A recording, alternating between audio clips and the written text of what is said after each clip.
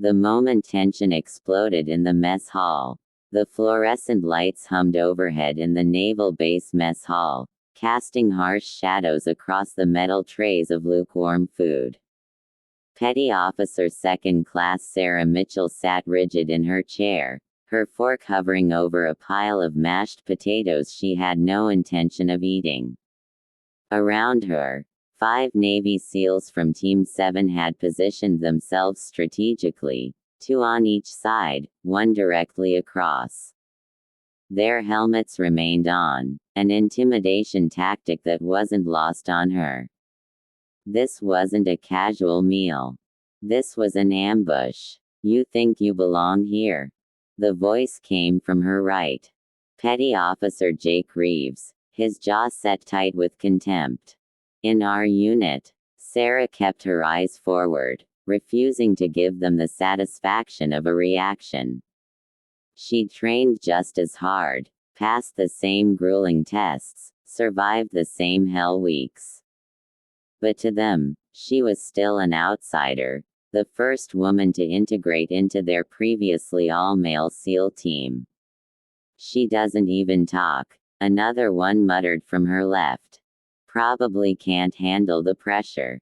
The man across from her, Lieutenant Marcus Cole, the unofficial ringleader of this little tribunal, leaned forward, his hand gesturing dismissively as he spoke. Look, Mitchell, nobody's saying you're not capable. We're just saying, maybe you'd be more comfortable in a support role. Intel, medical, something that plays to your strengths. Sarah interrupted, finally meeting his gaze.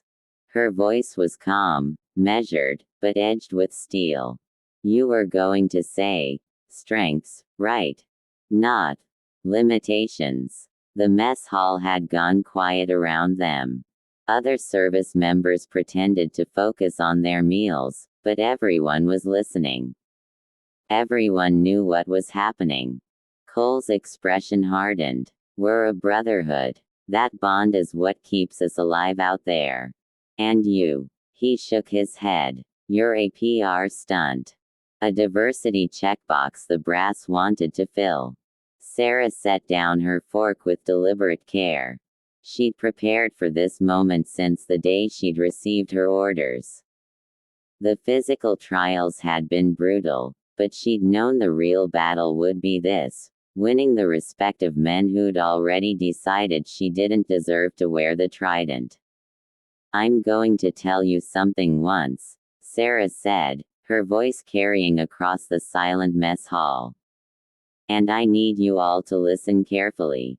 The 5 men exchanged glances, surprised by her sudden assertiveness. I didn't ask for special treatment. I didn't lower any standards to get here.